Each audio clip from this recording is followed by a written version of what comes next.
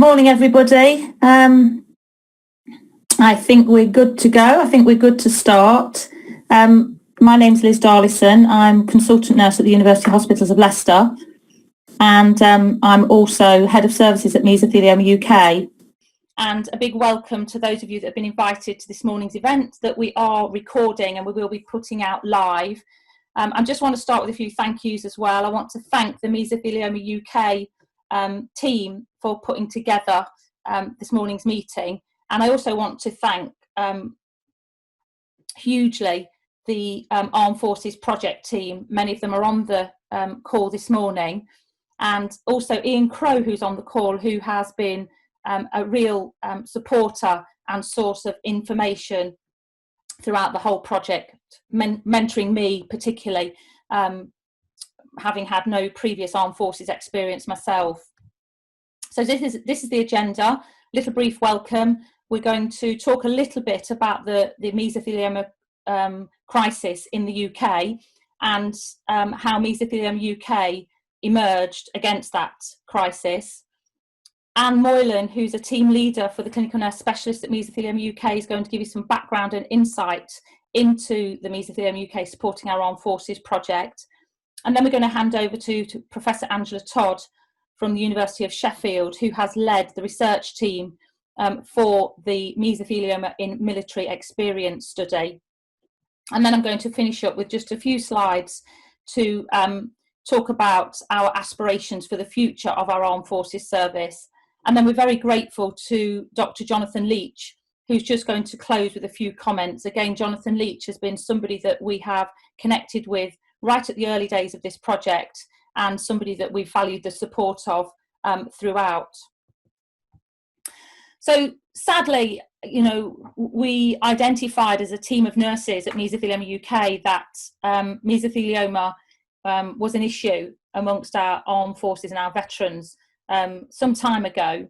The UK has got the highest incidence of mesothelioma in the world, and that incidence has continued to rise, although the rate of rise has plateaued a little bit. The UK continues to be riddled with asbestos, and there's no safe type of asbestos and no safe level of exposure to asbestos. And what we're learning more and more is that whilst we have, a very embedded health and safety executive in the UK, we need to revisit our asbestos management in the UK. Asbestos management in the UK is lagging behind our European neighbours. The Armed Forces is not spared the risk to the UK's mesothelioma crisis. Like many other professions, it doesn't matter what you do, work-wise in the UK, sadly, it is highly possible that you'll be exposed to asbestos, and the Armed Forces is no different. We know that 80 to 100 veterans claim each year through Veterans UK for a mesothelioma diagnosis caused by asbestos exposure during their service. But what we've also learnt, and we'll come on to this, is that possibly up to 400 veterans per year are diagnosed with mesothelioma and sadly die. And let's not forget, this disease is preventable, and we feel it needs quite urgent attention. We are committed as a charity to anybody living with or affected by mesothelioma, and we particularly feel that level of commitment for members of our armed forces and our veterans.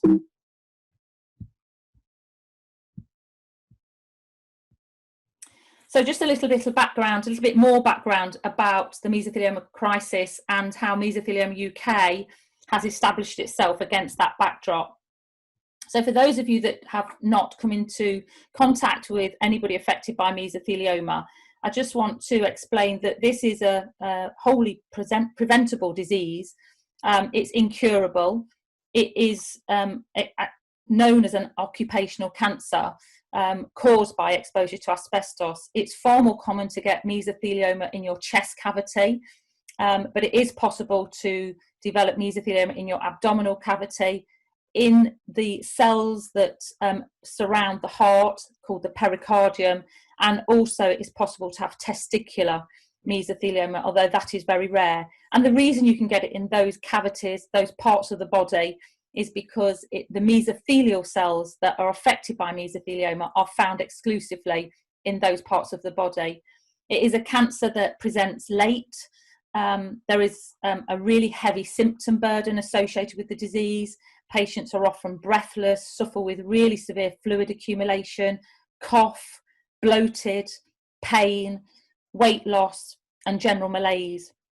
It is a cancer that's treatable, and those of us that have worked in the disease for a long time feel like there is an air of optimism currently with new treatments coming online, proving to provide better outcomes. But generally it's not a curable disease, and at least 50% of people will die within a year of being diagnosed. So I would say that it's probably one of, if not the worst cancer anybody could possibly be diagnosed with. And let me just repeat again, this is a preventable cancer. It need not have happened. I said that it's an occupational cancer caused by asbestos. Asbestos is a mineral that is not naturally found in UK soil. So all of the asbestos in our country has been brought in, usually by ship. And so it's not surprising that our major estuaries and our major ports are where we have levels of high incidence. And the map here of England and Wales and Scotland shows the areas of high incidence in pink and red. Although, as you can see, we do have an incidence across the whole of the country. It mostly affects men, it's occupation related, and asbestos, working with asbestos is more associated with male occupations, although the number of women is increasing. And what we are seeing is people with rather low levels of exposure who've worked in occupations not traditionally associated with exposure to asbestos. For instance, teachers, nurses, healthcare workers in general, admin, clerical staff, people working in catering, that kind of thing. If you look at the age distribution, you can see that it is a disease of older people, and that's because there is a latency or a time lag between being exposed to asbestos to developing the disease that can vary from anything from 10 to 15 years up to 50, 60 years. That is very variable.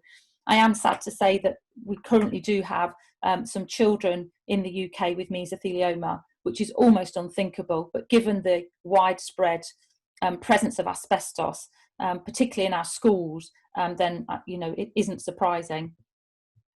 So that's the backdrop that Mesothelioma UK was established. We were initially a Macmillan Cancer Support Specialist Service. We were called the National Macmillan Mesothelioma Resource Centre for the first 5 years, predominantly funded by Macmillan, but we also had support from other charities, particularly the McKnight and Mesothelioma Research Fund. We eventually established ourselves as an independent charity in 2008, took about 4 years to get on our feet, and really since 2012 have gone from strength to strength. Our income currently is about 1.3 million, severely affected by COVID. That will not be our income. We'll be lucky to meet half of that in the year ahead. This Armed Forces grant that we had through the LIBOR monies, through the Covenant Fund, is the first central grant we have ever been awarded. All of our income has come from fundraisers and supporters of the charity. This year we're delighted that we opened our first Mesothelioma UK Research Centre at the University of Sheffield, and we currently have I think we've just gone up to 28 nurses who are described by many as a tour de force for the charity, and I'll explain a little bit more about them in just a minute.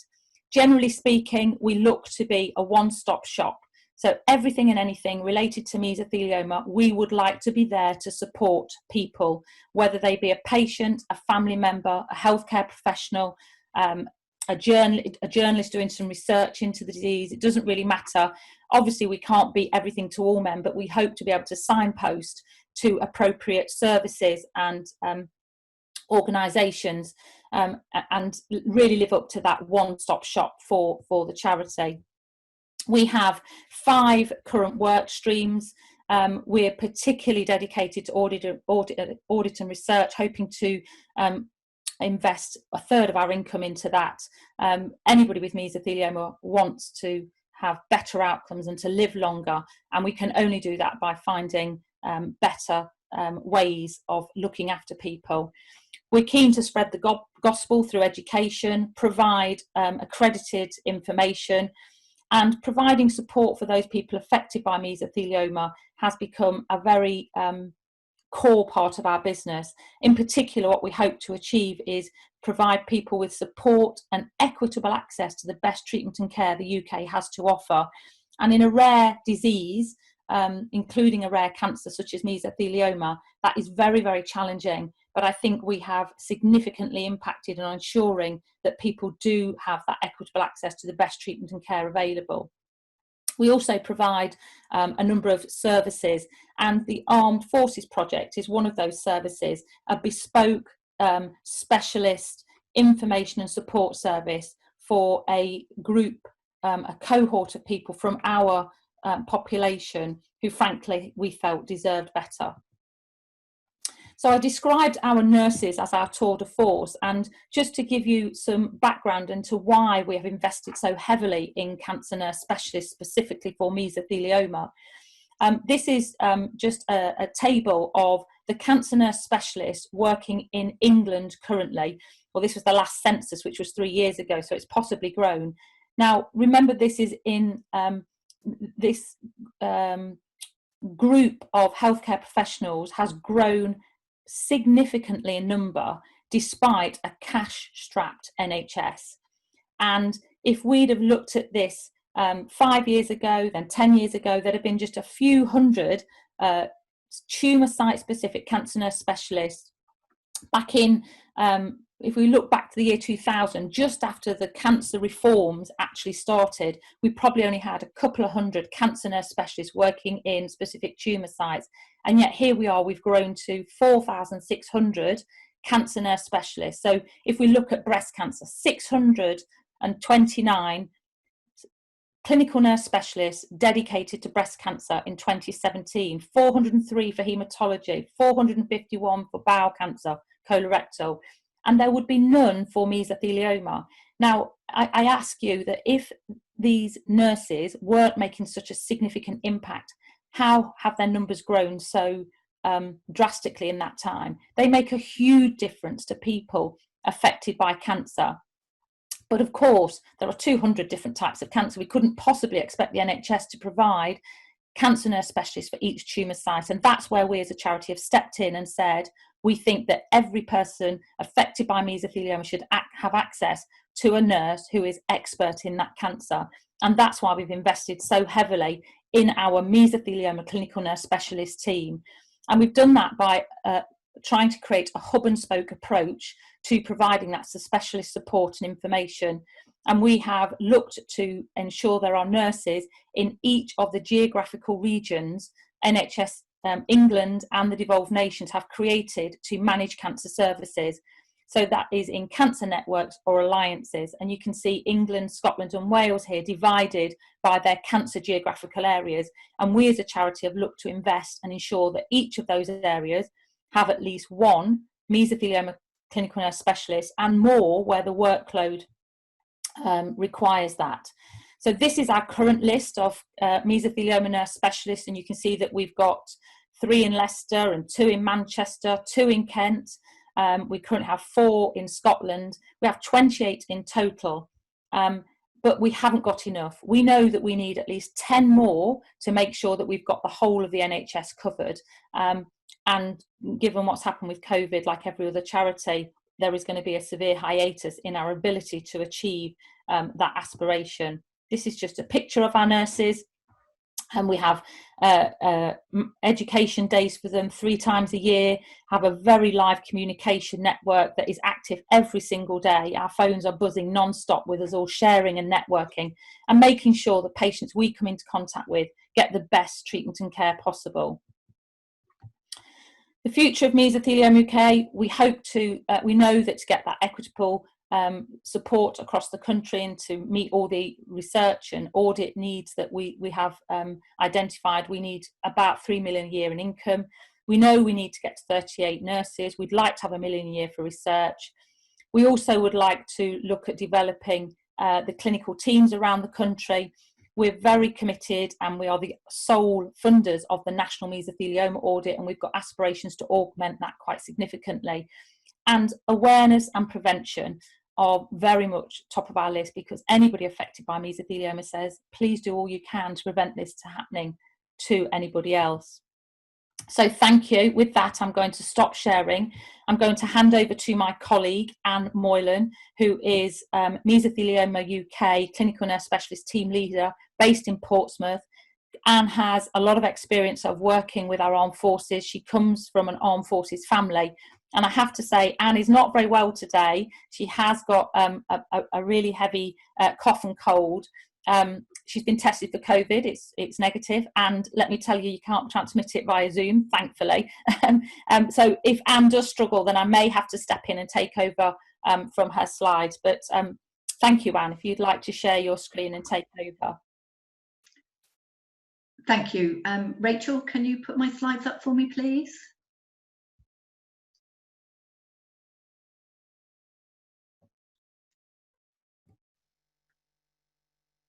Lovely, thank you. So what we did, if you flip over to the next one, thank you, Rachel. So what we did, having established the funding through the LIBOR funds, we set up a work group and established 4 work streams that we felt we needed to concentrate on to move the project forward. Next one, please, Rachel. So the first work stream was relationships, and we were aware that we would have to engage very closely and get on board all of the agencies that were involved in the armed forces. Most of us hadn't had any experience with armed forces groups at all. The first thing that we concentrated on was getting involved with things like COBCO, so that we could introduce ourselves to other groups and agencies that were so vital. And Mesothelioma UK ultimately signed the Armed Forces Covenant in March of this year. Luckily, I think that was just about our last face-to-face meeting before everything all changed in the world. Next slide, Rachel, please. So then came awareness, and what we found in clinical practice, what a lot of the nurses were finding was that, like a lot of the general public really, the veterans that we came across really weren't aware that they would have been exposed to asbestos in their work. There seemed to be this feeling that it was only people in the Navy, that you had to have been working in the engine rooms, and other than that, there really just wasn't a risk of exposure at all. Whereas what we knew from some research was that asbestos was used in many of the products you can see here, not only the buildings, but the lagging all around the ships. And in days of old, the sailors used to sling their hammocks underneath this, the pipes, and they would talk about waking up in the morning covered in this dust. Even their protective equipment had asbestos filters in them at one time. Next one, please, Rachel. And this photograph was given to me in clinic. It wasn't anybody with mesothelioma, but he was aware of the risks. And this is taken on a military base in Gosport. And looking at the cars in the background, we estimate it to be the late 70s, possibly the early 80s. And the 2 men that you can see in the picture in white are actually wearing full asbestos suits, including the helmets and the gloves that they would have used for protection. So although people think that this must have happened decades and decades ago, it's actually in the quite recent past that this has occurred. Next one, Rachel. When we started to look at how we could raise awareness of this, we were very mindful that we needed to be careful not to be scaremongering, that it really was about raising an awareness and not making people fearful for their health really going forward.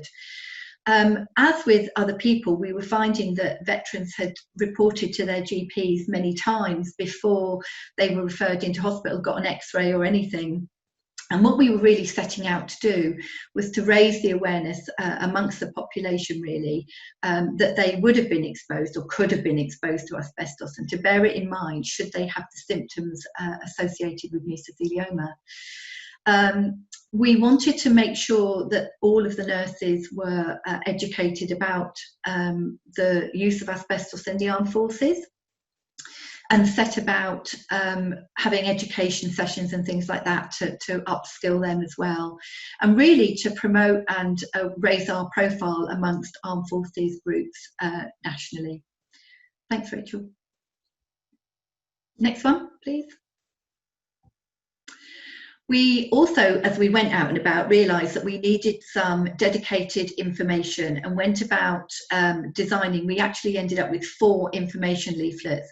At Mesothelioma UK, we try not to produce literature in bulk and do it more in a bite-sized kind of way. And we worked on some information and some merchandise that helped just raise the profile as we were out and about. We appointed a dedicated Armed Forces specialist nurse who is based in Southampton, and also a dedicated finance and benefits advisor who is also in Southampton. So we're all quite concentrated at the moment on the South Coast, to be honest. And we started to engage in awareness events, and what we were finding was that as we went out and about, each event led to another invitation and another invitation to take information elsewhere, and people were certainly very interested in what we had to say. Next one, Rachel. And this is an example of some of the things that we developed to help us as we went about, and it really was just enabling people to have the information they would need going forward. Next one.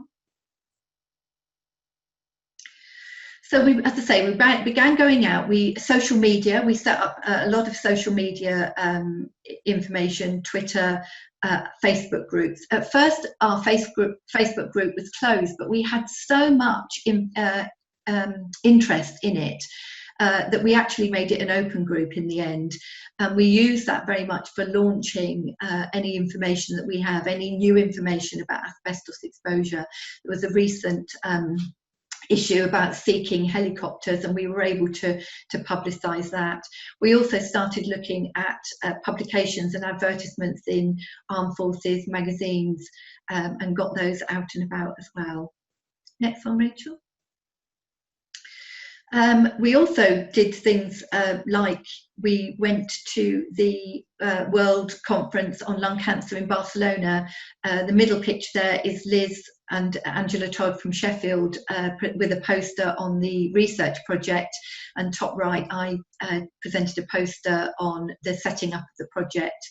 And as I say, things like breakfast clubs, the nurses had started to go to the Armed Forces breakfast clubs, and we were beginning that as a project really just as lockdown began, so that's all been put on hold for now, but hopefully it won't be for too much longer. Next one. And our social media grew and grew. The Facebook group is quite active, and lots of Instagram and emails. We developed a list of single point of contact so that we were able to publicise any new information that we had and any new bits of the project that were coming online. Next one, Rachel. And one of the most important parts of this, working with the benefits and financial advisor, was making sure that the veterans had equitable access to the compensation that they were entitled to. It's different for civilian workers. They need to take a civil claim through a solicitor. Veterans can't do that. They couldn't sue the Crown. And the big difference at the moment is that unlike civilian workers, any claim, if it is not signed before the person dies with them. A civilian worker has 3 years from diagnosis to make that claim, but we worked really closely with the Veterans UK to make sure that people can get that paperwork signed. People often present very late, as Liz says, and it has actually resulted in people going very late in the day to people's houses to get that signed before they actually pass away. Very high on our agenda to try and get a little bit more equity with the civilian personnel. The compensation they receive is not the same as a civilian person, and that just doesn't seem right at all. Next slide, please. From the research study, what we really wanted to do was explore both the experience and effect of having mesothelioma on military personnel and their carers. And we really hope to develop some key messages that we could take out to our practice colleagues and help to influence sort of practice and procedures going forward. Having done this in previous studies, we found it really effective in helping to identify things like mesothelioma early on and making people more aware of it as an issue. Angela's going to tell us a bit more about the study, so I won't say any more about that now. Next one, Rachel. This is myself and retired Colonel Ian Crowe at the signing of the Armed Forces Covenant. And really just in summary, I wanted to say that the Armed Forces community often underestimate their exposure to asbestos, and it really is about gaining that knowledge and empowerment to be able to influence their own healthcare going forward and enable early detection, which we know is related to better outcomes. And the Armed Forces community has really embraced us, and for that we are really grateful. And there is so much more that we could do, and we look forward to carrying on the project. Thank you. Thank you. Anne, would you like to, you've stopped sharing your screen. Thank you. Can you all hear me okay? We said we were going to skip the Q&A session at this point because we thought some of the questions that might come up would be answered after the next two presentations. So it's a huge pleasure to introduce to you Professor Angela Todd. Angela is the joint lead for the recent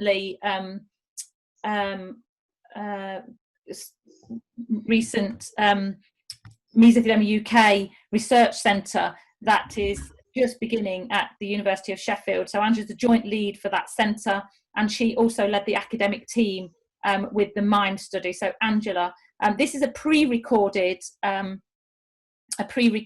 presentation. So Rachel's going to flip her screen and allow you to see the presentation. Thank you. Good morning, everybody, and thank you very much for inviting us to this meeting. My name's Angela Todd, and I'm here with my colleague Stephanie Adegimeme, and we're going to give you a very brief overview of the findings from the military experience of mesothelioma study, or the MiMES study.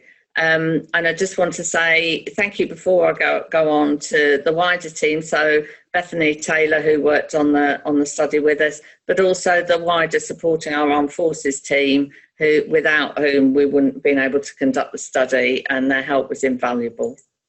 So just to give a bit of background then, we do know that the UK has an issue in terms of incidence of mesothelioma, with 2,700 new cases diagnosed each year.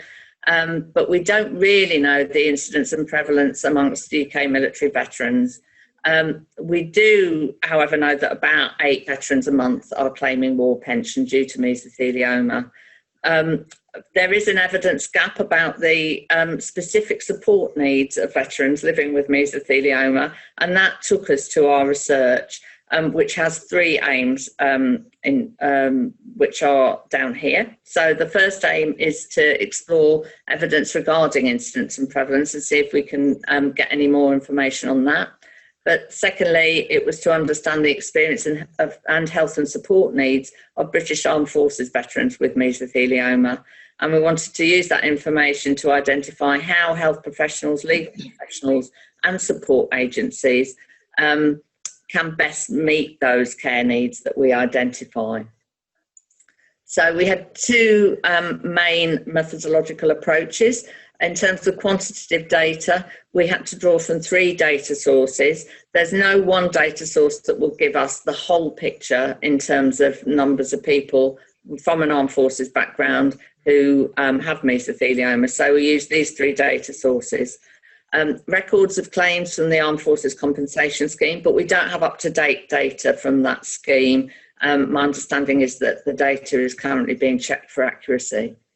We used the Supporting Our Armed Forces database, which is currently held with HASAG in Southampton, and the Mesothelioma UK Outcomes Research and Experience Survey, which had about 550 respondents whom had a military background.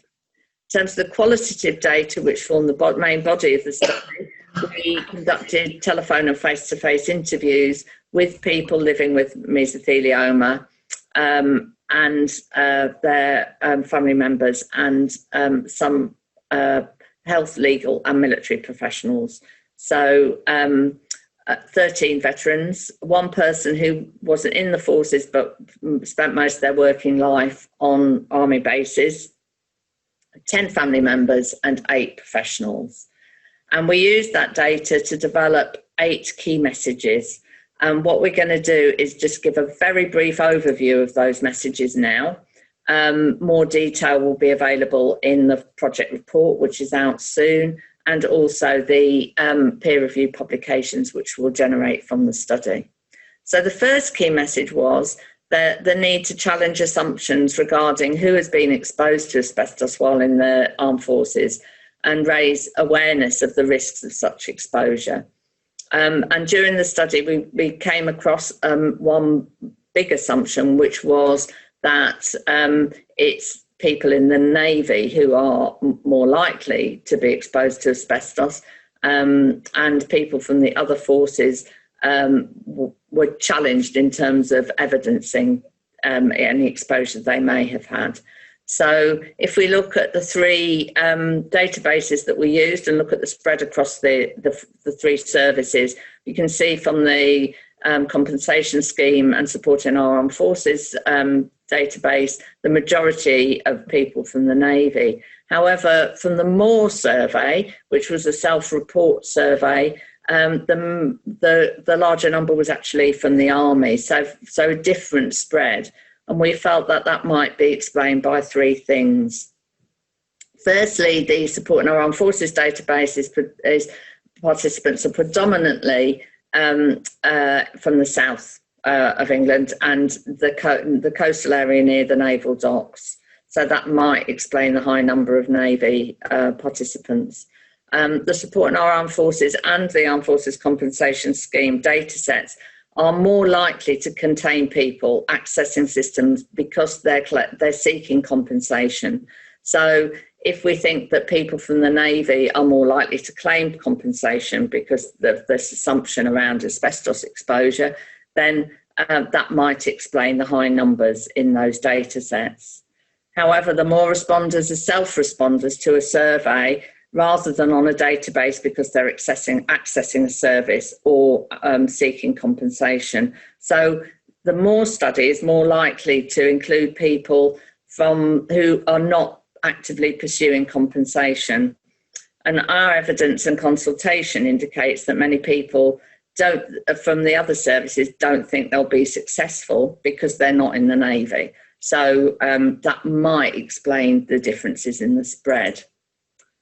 The other issue, though, is that exposure wasn't always in high-risk occupations and workplaces. So, again, one of the assumptions is if you're in the Navy, you're working in a boiler room, you're at high risk. But our participants weren't always from the Navy and certainly not from high-risk occupations. So in the Supporting Our Armed Forces database showed us that the 3 most common occupations were electrician, engineer and seaman. So these are all occupations with high risks of asbestos exposure. However, 29 people, so 32%, were recorded as working in other occupations where they might not have been exposed to high levels of asbestos, but they were exposed to asbestos due to work or living or training environments. So those people found it quite difficult then to evidence their asbestos exposure. So from our evidence, the exposure was sometimes at a low level and short term from working and living environments. Certainly from the Moore database, the length of time in the service varied enormously. So with the majority being 5 years or less. So again, in terms of exposure, that might limit the extent of the exposure. So if we're to look at some of the qualitative evidence around those low-risk occupations, we've got a few quotes here from people just to demonstrate that. So we've got Errol, who was in the RAF and worked as a medic, and he remembers part of his job being to clean the rooms and ward areas, and he remembers asbestos dust being around that he was sweeping up as part of his work. And then we have Henry, who was in the Royal Engineers, and he remembers serving abroad in Kenya and having photos of staying in huts and sheds where the walls had asbestos in them, and his wife also supported that. So that's some of the sort of experiential evidence that leads us to suggest that we should be maybe not looking just at the Navy, but also considering those people who were exposed in the Army and the RAF. And at this point, I'm going to hand over to Steph, who is going to go through some of the other assumptions, some of the other key messages, sorry. Good morning, everybody. So our second key message focuses on occupational history taking.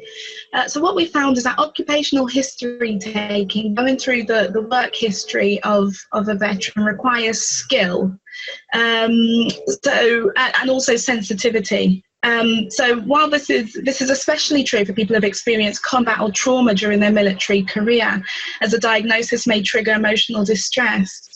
So firstly, the skill aspect is that identifying the source of asbestos exposure during military service may be challenging. As Angela's just mentioned, it's not only those what you would assume, where you would assume that people would come into contact with asbestos. So it really requires the help of someone with expertise and experience to take the veteran through their occupational history. And then when it comes to the sensitivity aspect for patients, veterans, and particularly those deployed to combat zones, sometimes found discussing the sources of their exposure challenging. So it required somebody who knew how to discuss those challenging situations in a sensitive way. So having awareness of a military culture and using this in practice can help to identify military patients and provide appropriate and sensitive care and support. So one asbestos support group worker that we interviewed mentioned the importance of building up a rapport and trust with military patients. And then there's also the possibility of dual exposure, so having been exposed as a civilian and also during the military service. So there's an emphasis on the importance of accurate occupational history taking and expert advice. So the third key message that we developed from our findings was that veterans' stoic approach may disguise their physical and emotional needs. So in the face of a diagnosis of mesothelioma, many veterans appeared stoic. And participants made comparisons between challenging experience that they'd had while serving in the armed forces and living with mesothelioma. And these previous experiences drove them to proactively cope rather than be subdued by their mesothelioma diagnosis. So we had Bob. These are all pseudonyms. These are fake names, so that participants can't be identified. So Bob here says, "I'm going to fight it, and the way to fight it is to be a soldier. Do as you're bloody told." So that was quite a common approach that we found in our participants. And then maintaining an image that projected physical and mental strength and also independence was really valued. So participants spoke a lot about getting on with stuff, and this also applied to their to family members. But they didn't really like to show weakness or appear vulnerable, and that came across in interviews with patients, family members, and also staff. So the implications for that is that it's not that the veterans and their families didn't want the support, it's that support needs to be offered in a way that is acceptable for them and also in a clear and direct manner.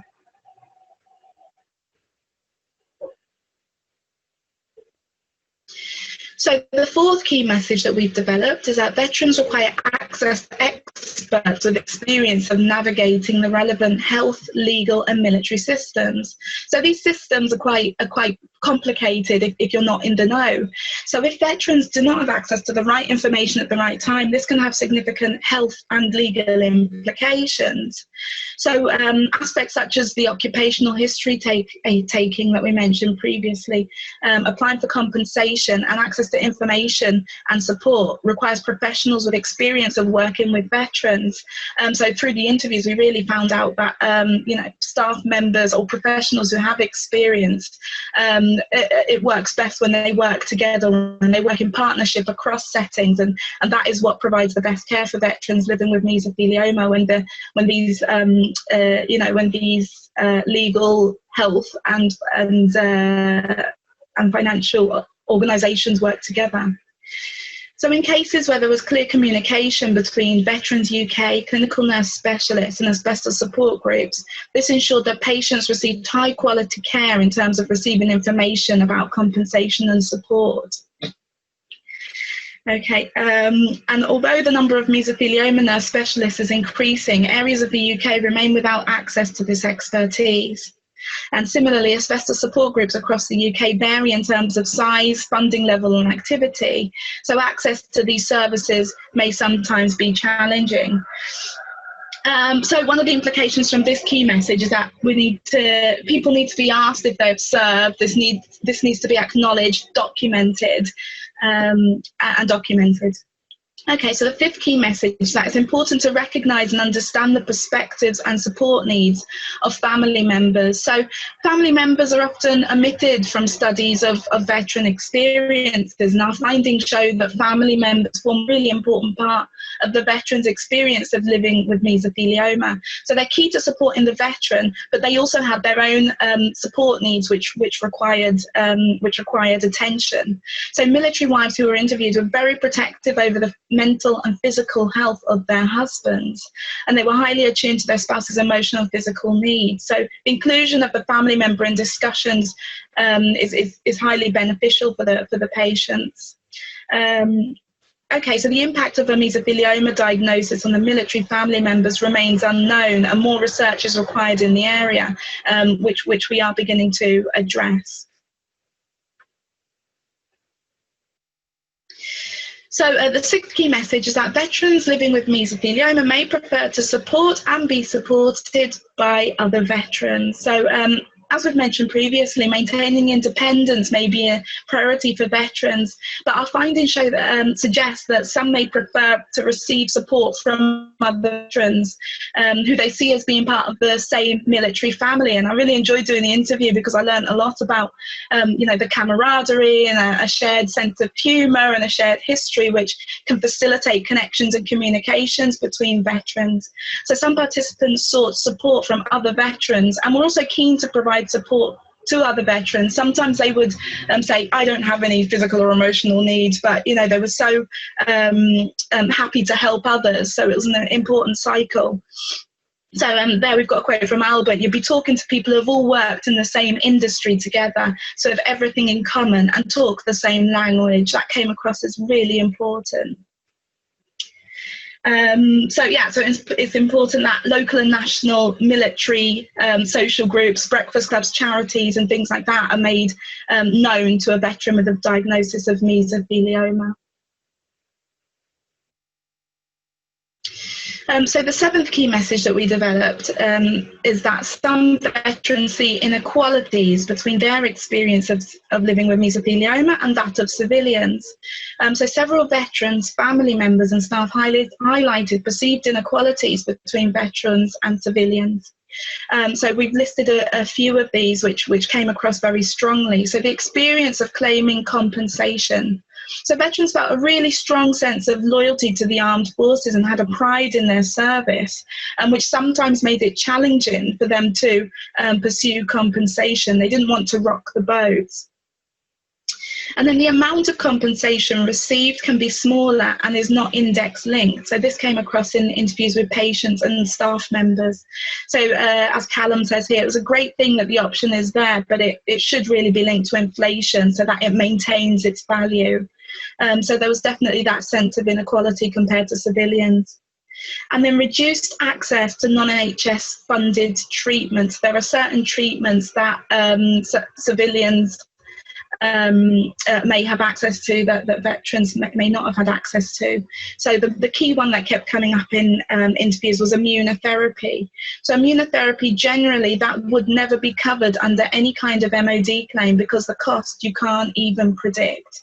That came from a solicitor that we interviewed. And then the fourth one that we've got on this list is that inability for families to pursue a claim once the veteran had passed away. So posthumous claims are not possible through the MOD, and I think they are through civilian claims.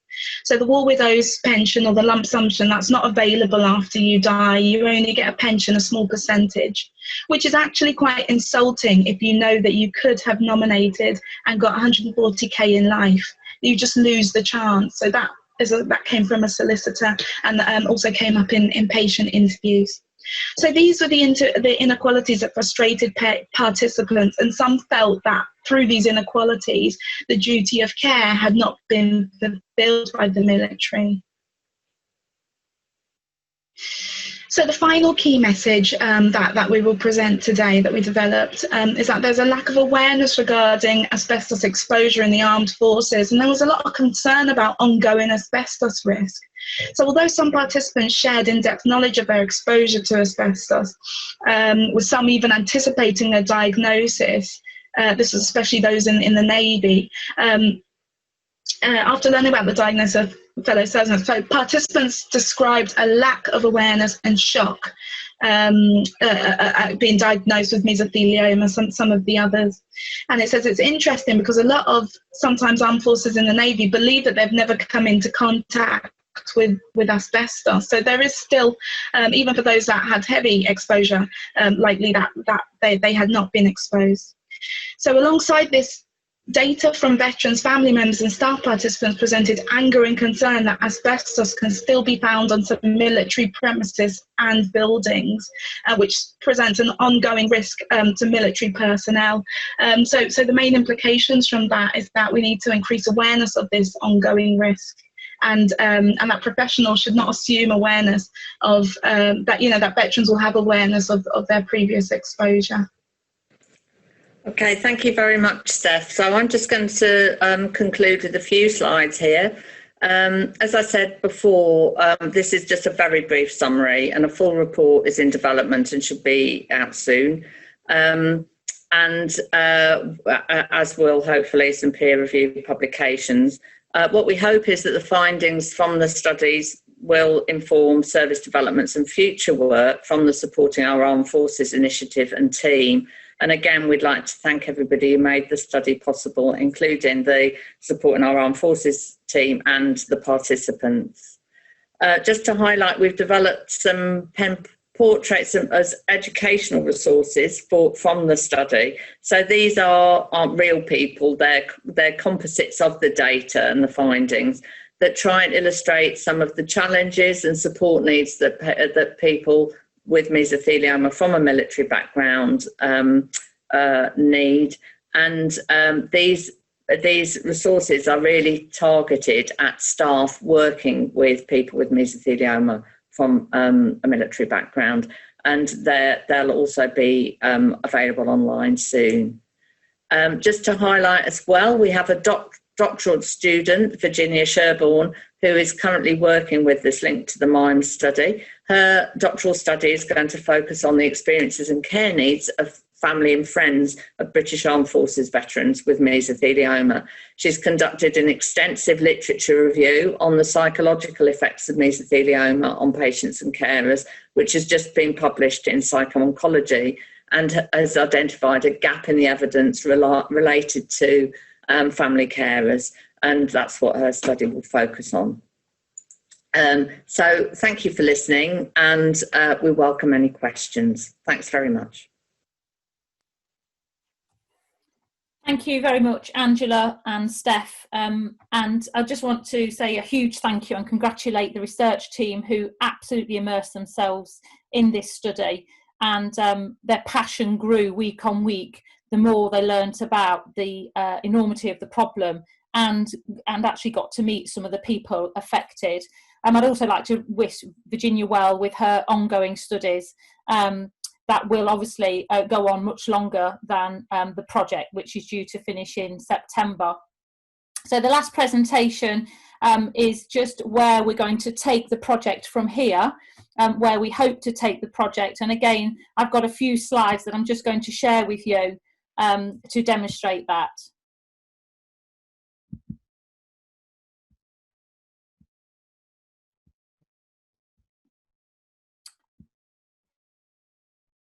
So the Future Our Armed Forces project. I just want to remind you that this project actually came about because a group of nurses, our dedicated Mesothelioma UK clinical nurse specialists, identified through our network in our daily conversations that we were actually seeing a measurable number of veterans particularly, and we felt that we needed to address our own skills in order to meet their needs, in order to reconnect them with their armed forces groups and organisations that we didn't have a really very good understanding about. But we also felt that this warranted further investigation, and we felt that we needed to really shine a light on what was happening with our veterans, and then work with our armed forces and MOD colleagues to address the problem, and just to make our NHS better for those people affected by mesothelioma because, or potentially because of their armed forces background. And just to recap again, so we know from the Veterans UK data, 80 to 100 veterans per year are claiming compensation due to their asbestos exposure that resulted in mesothelioma. We know from our patient experience survey that 15% of a random sample of responders have had some armed forces service, which equates to about, if that was across the whole mesothelioma population in the UK, around about 400 people diagnosed with mesothelioma each year have had armed forces background. And we know from that as well that that is across all of the forces, and it's proportional based on the size of those forces. We also know from epidemiological work that this problem is not going away, well, not yet. What we hope is that we will reach a peak and we'll see a turn in the tide, but we've been waiting for that turn in the tide for the mesothelioma incidence in the UK for far too many years. So this problem is not going away. Anybody who has had any experience of mesothelioma will know that this is the most devastating diagnosis that you could be given. And what we know now is that hundreds of veterans every year are being affected by this, and their families. And we feel that this whole study, this whole project has really shone a light on this issue. It's given us a lot of food for thought. We realise as a team of nurses, as a charity, there is a lot we need to do, and we are eager to expand and improve what we do to support those veterans. But we really do feel we've shone a light on it, we've quantified it and explored it. And now we want to do more, and we can't do it on our own. We're not a big enough charity. And even if we were, you know, the armed forces, I think Anne said that the armed forces groups and organisations have absolutely embraced us, and it's been a wonderful experience becoming part of COPSIO and working with the other charities. And we cannot, you know, it would be ridiculous to reinvent the wheel and not work with those organisations that already have connections and contacts and relationships with veterans across the whole of the country. And we really feel that, you know, we feel quite optimistic that the armed forces and the MOD in particular have a real opportunity here to lead the way. Asbestos exposure and mesothelioma, which is our passion, is a national disaster without any shadow of a doubt, and not enough is being done. And you know, actually we feel that this is an opportunity for our armed forces to show the rest of the country what could be done to actually make some significant impact on the many issues this presents us with as a nation. In the interim, so none of this work could have gone ahead without access to the LIBOR monies and the Covenant Fund. I can't tell you how grateful we are. As I said, it's the only grant that we have ever been awarded from any central monies, and I hope you feel we've made good use of that money. It's been absolutely invaluable, and but you know, providing this level of service comes at a cost, and we cannot sustain the current level of service without some ongoing investment or support. In the interim, so the money ceases in September, and in the interim we're hugely grateful to HASAG, the Hampshire Asbestos Support and Awareness Group, and I know Lisa, our benefits advisor based with that group in Southampton, is on a call today. So the Hampshire Asbestos Support and Awareness Group, thank you to that group and the trustees who are going to continue to support Lisa's post and enable her to continue to support benefits advisors across the country with their casework. I think we've demonstrated how important it is that veterans affected by mesothelioma get absolutely impartial advice about the best way to navigate the benefits and finance issues related to their mesothelioma diagnosis. And we can only do that if we have got some kind of central education and support role that supports benefits advisors across the country. HASAG have also been amazing at gathering and collating data from the various benefits advisors across the country, and also from the Mesothelioma UK nurses. And Lisa has also been central and crucial to our working relationship with Veterans UK. So the benefit side is going to be, in the interim, covered by HASAG. The awareness side of what the work we've been doing is going to continue, and that will be covered financially by Mesothelioma UK. So we're going to maintain our social media sites. We're going to continue to prepare our Supporting Our Armed Forces e-newsletter. We will continue to maintain and develop our communication list to make sure we're connecting and linking with the right people. And we will provide a point of contact for Supporting Our Armed Forces communication inquiries.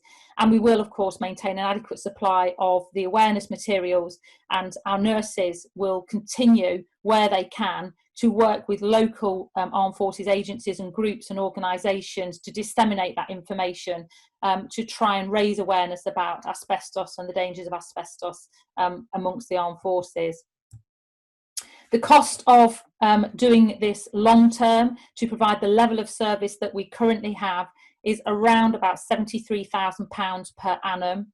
What we'd like to do is obviously expand and increase our Meso UK NHS cover, and we are hoping to achieve funding for a further 3 nurses, which will be an additional £75,000 per year. So that's the kind of figure of money that we're going to be looking for. We've looked at the Covenant Fund grants that are open currently, and I'm not sure we meet any of the criteria, but we're going to be keeping a very close eye on that. And just looking for any other grants and opportunities. It's not a good time for us to be seeking and looking to work to get other charities to support this project. We recognise that they're in the same boat that we're in, with severe impact on our funding due to the COVID pandemic. However, we have had discussions with some of the other armed forces charities and are hoping and looking to, through some shared learning and shared working, develop some hub and spoke kind of approach to disseminating some of the insight and knowledge that we've learned. The MiMES finding has really been invaluable for us as a group of nurses. We really hope to tailor and hone our skills so that we are better able to meet the needs of veterans that we meet. Even just identifying them has been a huge step forward.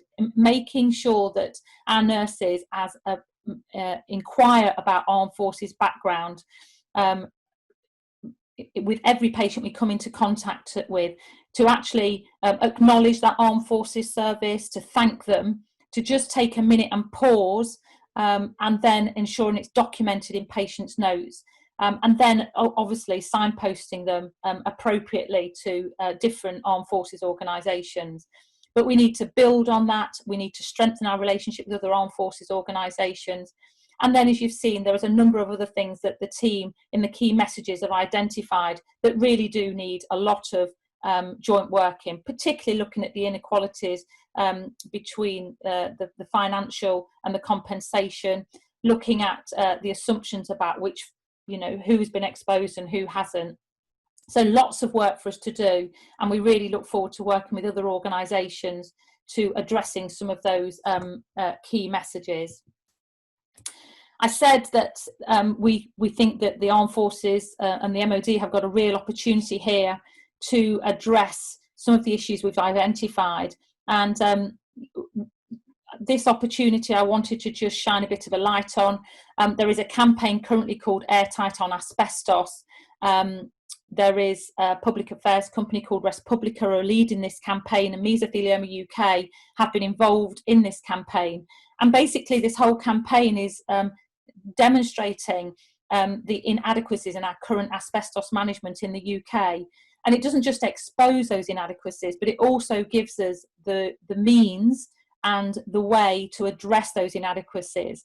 And one of the things that they are recommending is that we look at using sensitive air monitoring, which some of our European neighbours do as a matter of course, and it's not something we do in this country.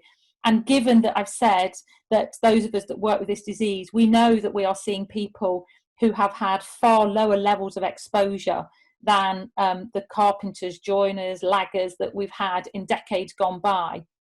And so we really feel quite strongly that in order to prevent the ongoing mesothelioma crisis in this country, we have to address our asbestos management. And so we think this campaign offers a means to do that. It's not the only means, but it is, there is some light at the end of the tunnel, and we really would urge our armed forces colleagues to engage with this campaign. Another way of managing our asbestos is to be a lot smarter about how we manage our asbestos registers. Currently, if a workman turns up at a building and wants to look at the asbestos register, it's often in a paper format. They're never sure where it is. If it's out of hours, and we know that construction workers often start at ungodly hours at 7 and 8 in the morning before admin and clerical staff who hold the register. This is a system, and I have to confess, Mesothelioma UK have a vested interest in this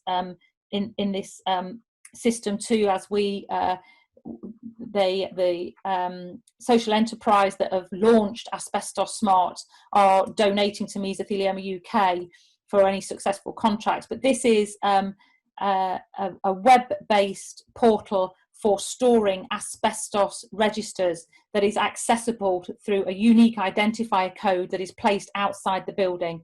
Any workman attending a building can flash his phone onto the unique identifier code, will take them straight through to the asbestos register for that building, and they know there then if the part of the building they're going to be working on contains asbestos. And it's a very simple but very quick and efficient system. So they're just two very quick ways that we see that the armed forces community could engage, two projects they could engage with that would help with prevention and better manage asbestos in the UK. This is not related to the armed forces project particularly or totally, but I think I said that our passion and our commitment and our loyalty to our veterans has grown hugely. I mean, it was clearly there at the outset. We would never have embarked on this project without some degree of commitment and loyalty, but it has grown hugely during that time. And the project team for the armed forces work would really like to place a memorial at the National Memorial Arboretum in Stafford. We've had a memorial designed. It's a bit like a Jenga tower with inscriptions around it. We've identified where we'd like to place that, but of course we don't have the money. And so Anne is going to lead a small team who are going to be looking to raise just over £41,000 that it's going to take to build and maintain and ensure that that memorial. We hope to achieve that over the next year, and I just wanted to share that with you, when you'll understand when we start that fundraising campaign. So in summary, mesothelioma is a slow disaster. It is a global issue, and sadly we have the highest incidence in the world. No one's spared that risk, and because there's no safe level of exposure. Current asbestos management in the UK lags behind our European neighbours. armed forces personnel and veterans are not spared the risk.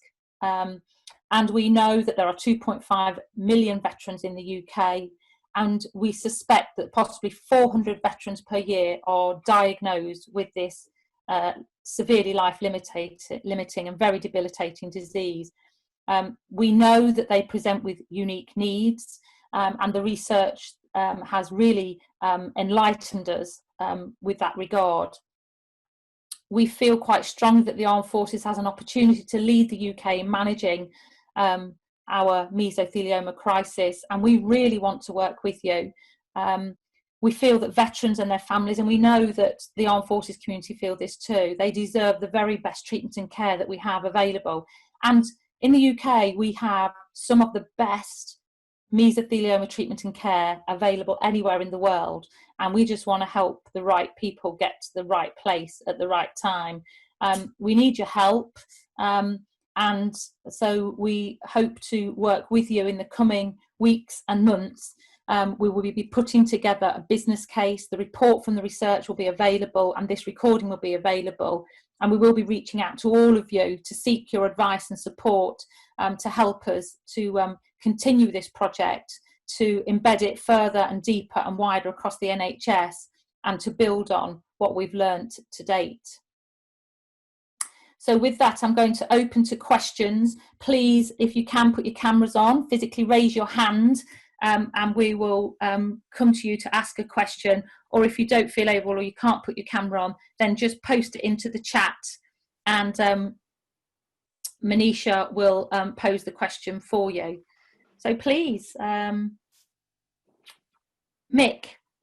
Good morning, it's Mick Peake here. I chair the board of MiMES UK, and I'm a professor of respiratory medicine. Leicester have seen an awful lot of this disease over the years. I'd just like to thank the funders for this work and the whole MOD and Armed Forces community and people who presented fantastic work this morning. Really, really fantastic. And I've learned a huge amount about this I didn't really understand before. The question I have really is about the MOD's responsibility for ongoing exposure. We saw that image that Anne put up from sometime in the 70s when people were still employed working with asbestos kit when the risks were already known. I know they became more clear in the years, and I'm not particularly pointing any fingers then, but I don't know anything about the Armed Forces in terms of buildings, but a lot of the buildings must be old, a lot of the hangars and warehouses and barracks, and also people work overseas. And we know that we talk about the UK having the highest incidence.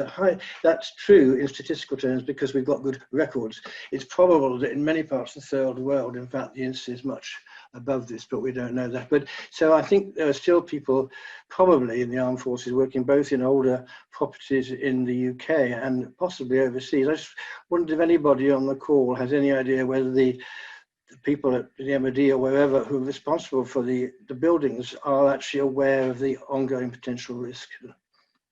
Thank you, Mick. There are some people from the MOD on the call. I'm not sure if any of them are able to talk to that. David King, I can see you're on the call. Yeah, thanks, Liz. For those of you who don't know me, I'm David King. I'm Director of Health, Safety and Environmental Protection at the Ministry of Defence. And although Liz and I haven't met, we've spoken a couple of times, and we're very supportive of the work that MiMES are doing. So to answer Mick's question, yes, you know, we're deeply aware of the asbestos that we have got in the estate due to the widespread historic use of asbestos in buildings, in infrastructure, and the equipment across defence. And we recognise it's a legacy issue both across society and within defence. And as you'd expect, you know, the health and safety and well-being of all our serving personnel and our veterans is deeply recognised and appreciated by the MOD. And we're committed to addressing this. We've got comprehensive policies, guidance in place to manage asbestos, both in equipment and buildings. We're undertaking regular assurance, auditing, but probably more importantly, we're continually reinforcing the compliance with these policies. And this includes elimination of asbestos where practicable, and we're actively progressing that. We're updating asbestos surveys and providing training for staff who are working in these buildings that contain asbestos. So, we do recognise quite transparently the health impact that asbestos can have on those serving in the MOD. We're committed to reduce that exposure and ultimately eliminate it where we possibly can. And where there has been past exposure, we're very open to compensate it, as we've heard today, through both the War Pension Scheme and the Armed Forces Compensation Scheme. And we'll continue to ensure that personnel have access to this information, and that's why we're keen to partner with Mesothelioma UK in that respect. I think the last thing I'd say is we're also keen to learn. And we're keen to strengthen the controls of asbestos today to prevent the exposure that we've been talking about this morning. So yeah, to answer your question, Mick, we are deeply aware of the issue and deeply aware of our obligations. Thank you very much. Thank you. Yeah, thank you, David. And just to reassure everybody, any contact we've had of the MOD have been very supportive and very keen to work with us going forward. So we're really hoping to, now that the key messages are out and our findings are available, then I think we've got a good platform to take that relationship forward. Any more questions? Would anybody like to raise their hands if they have a question? Anything in the chat group? Yes, we have a question. Jonathan Leach, thank you. Jonathan's going to come in. So can I, one of the things that, and thank you very much, Angela and Steph, I thought it was brilliant what you did, and I think it was really interesting, and Liz and I have often had these conversations about, what the charity offers, which I think is really good. I just really want to focus on the differences between the Royal Navy veterans, the Army and the Air Force. So that, there is this sort of common thing, which of course is correct. The Royal Navy ships were asbestos from keel to decking. It's a good way of putting it. It's about right.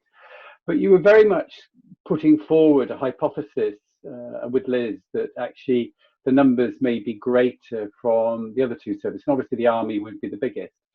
So in terms of incidents, what do you think this is? Because obviously it will be down to exposure. But very mindful, as I'm now a very senior doctor, when I finish off, I'll make this point. When I was a child, I remember asbestos being everywhere. Our garage at home, it was just part and parcel of the UK infrastructure, actually. So, what do you think is the difference in prevalence between the three services, given the fact the Navy would have been the smallest? I think it's really hard to answer. I don't know if Angela wants to come in. I mean, what we know from people working in a civilian career is that we do see people with very low levels of exposure. We're very concerned about the number of teachers we see with mesothelioma. We're very concerned about the number of doctors and nurses, people working in healthcare facilities, that, the number of people we're seeing from that background. So they are coming from a very low level of exposure, you would suspect. They're working in hospitals and schools riddled with asbestos, but in professions not related to the maintenance of those buildings. So, where does that leave us with the armed forces? Well, I think, we've for a long time assumed that the mesothelioma incidence amongst our armed forces is associated with the Navy, but maybe we're seeing a similar pattern across the armed forces that we're seeing in a civilian situation, that actually it's lower levels of exposure that you might assume happen given the building stock of the armed forces and the nature of the work that they do. That why wouldn't the other forces be as affected? And we're starting to see the numbers because of those lower levels of exposure that we're seeing from a civilian background. So I don't know if Angela or Mick have got a comment to add to that. No. I mean, I think I'd just echo, Liz, that we really don't know, and that's the frustration, really, that we can't say categorically how many people in any of the forces have developed mesothelioma. We just have a sense that we should really start to tackle this assumption that that it's just people in the Navy that are at high risk. And there are people in different services, but different occupations as well as high risk occupations who are developing mesothelioma. So there may be quite a lot of other people out there with a military background who've been exposed to asbestos during their military career, and we just don't know about them. So, I mean, as you said at the beginning, Liz, it is a rare disease. So, you know, we're not talking huge numbers, but to be missing people is a tragedy, really. And particularly as we know that early diagnosis can really improve outcomes. So there's an additional thing just on that, in that I speak as a general practitioner who now ex-military. So for those who don't know, I served for 25 years in the army, now work as a civilian GP. So it's very clear that when we sign death certificates, that if we have an occupational side to this, so such as mesothelioma, then that person, that sad death, would need to be referred to the coroner. Now, there is a move to try and get the occupation, or most of the occupation, put into a death certification process. And actually, predominantly, that is for mental health reasons. But actually, there would be a read across here to this, in that it would give us a better understanding in terms of whether or not it is perceived that armed forces are higher or lower than others, and particularly if you were then able to delineate whether or not somebody was a veteran of the Royal Air Force, the Royal Navy, or the Army. So that move may also be, now where that's going to sit inside this, it's been predominantly being pushed forward for mental health reasons, but certainly I could see an argument that actually being able to do that for things like this might actually give us better data, although clearly would be very sad for the individual and their family concerned. I think what I'm really hoping, and what the team are hoping, is that the COBSIO Medical Advisory Committee and the research cluster will pick up on some of these issues that we've raised and will identify them as priorities going forward. I'm absolutely certain that Angela and the research team, the academic team, will be looking for grant applications to further our understanding in specific areas of this work. And hopefully, if this is identified as a priority through the Medical Advisory Committee and the research cluster, then that might make it, you know, easier for us to access grants going forward. It doesn't, Mick, I'm going to go this will be one last point, because I know that Jonathan is going to close for us and he does have to leave promptly at 12 o'clock. So Mick, no, sure. Any other last comments or points before I? No, I'll leave. It's fine. Okay, all right. Well, this isn't the end of this work, so it's going to be an ongoing thing. And before I just hand over to Jonathan Leach, and I wanted to just say a big thank you to the project team. Thank you to Rachel and Manisha, who have held us together today and organised the event. To the fellow presenters, thank you for your contributions, particularly Anne, who has been struggling with a cough.